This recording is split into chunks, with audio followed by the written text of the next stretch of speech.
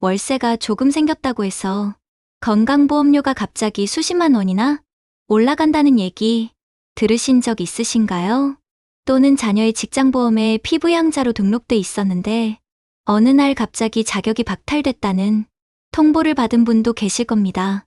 오늘 영상에서는 부동산 임대소득이 건강보험료에 어떤 영향을 주는지, 그리고 피부양자 자격이 왜 갑자기 사라지는지를 2025년 최신 기준으로 아주 쉽고 친절하게 설명해 드리겠습니다. 시작하기 전에 좋아요만 한번 눌러주세요. 1. 건강보험료 기본구조.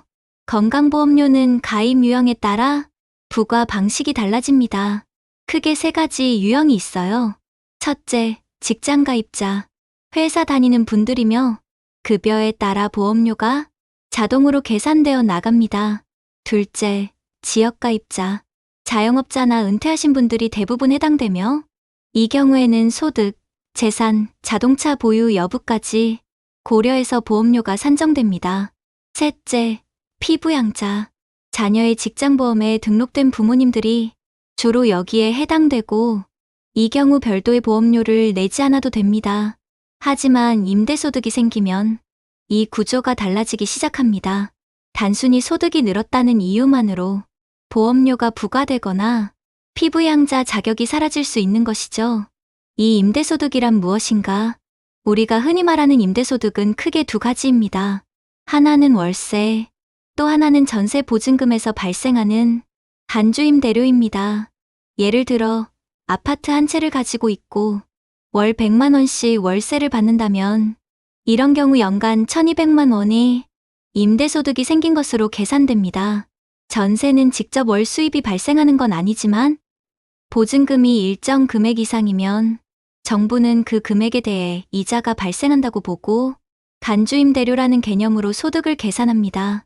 이러한 소득은 세무서에 신고하면 자동으로 국민건강보험공단에도 공유되고 건강보험료 산정에 반영됩니다. 이 부분을 모르고 계셨다면 꼭 확인하셔야 해요. 3. 피부양자 자격. 이렇게 사라진다. 문제는 여기서부터입니다.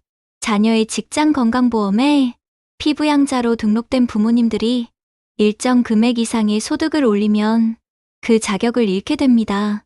2025년 기준으로 연간 합산소득이 3,400만 원을 초과하면 피부양자에서 자동으로 탈락됩니다. 합산소득에는 어떤 게 포함될까요?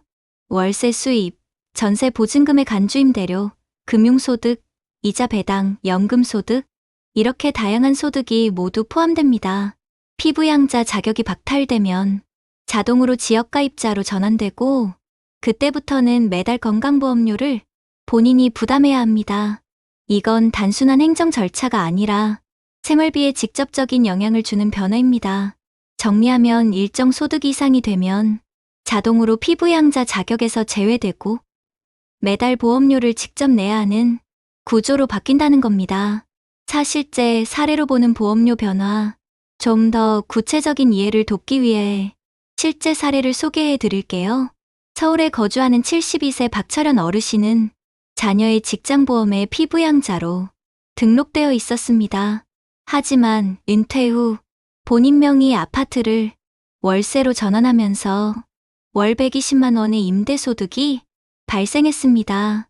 연간으로는 1,440만 원이죠.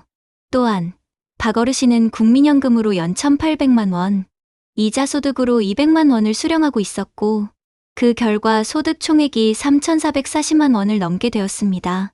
그 결과 피부양자 자격을 잃게 되었고 건강보험료는 지역가입자로 전환되며 매달 약 26만 원을 부담하게 되었습니다. 이런 사례는 생각보다 매우 흔합니다. 소득이 많지 않다고 생각하셨는데 막상 합산해보면 기준을 넘기는 경우가 많습니다. 5. 임대소득이 건강보험료에 미치는 영향.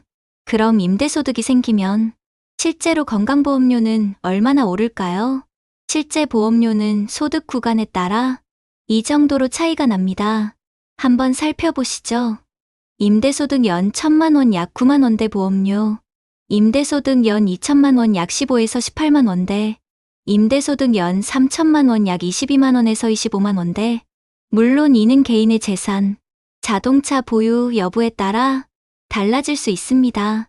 예를 들어 자가 소유 아파트의 공시지가가 높다면 그에 따른 추가 보험료도 발생하겠죠. 직장 가입자 본인에게는 큰 영향이 없지만 소득이 많은 경우엔 소득월액보험료가 추가로 부과될 수도 있습니다. 결국 피부양자였던 분들이 지역가입자로 전환되면서 보험료 부담이 커지는 경우가 가장 많습니다. 6. 자주 묻는 질문. 임대소득이 있어도 꼭 신고해야 하나요? 네. 2020년 이후로는 연 2천만 원 이하의 주택임대소득도 과세 대상입니다. 미신고 시 가산세가 부과될 수 있어 주의가 필요합니다. 임대소득이 적으면 보험료가 안 나올 수도 있나요? 아닙니다. 일정 기준 이하일 경우 인상폭은 작지만 보험료는 기본적으로 반영됩니다. 금액이 적다고 해서 면제되진 않습니다. 자녀 명의로 바꾸면 보험료 안 내도 되나요? 실질적으로 수익이 부모님께 귀속된다면 명의만 바꾼다고 해도 소득으로 간주될 수 있습니다. 이런 경우엔 세무 전문가와의 상담이 꼭 필요합니다.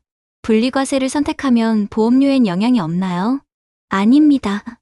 세금은 분리과세가 가능하지만 건강보험료 산정엔 소득 전체가 반영됩니다. 혼동하지 마세요. 7. 마무리 요약. 정리해 볼게요. 임대소득은 건강보험료에 반영됩니다. 피부양자 기준인 연 소득 3,400만 원 초과 시 자격 박탈. 건강보험료는 소득뿐만 아니라 재산, 자동차 등도 함께 고려됩니다.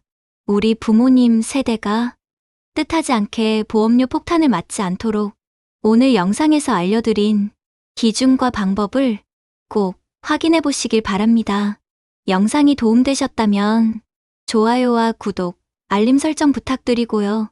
댓글에 궁금한 점도 자유롭게 남겨주세요. 엄빠생은 언제나 부모님 세대의 편에서 정확하고 따뜻한 정보를 전해드리겠습니다. 감사합니다.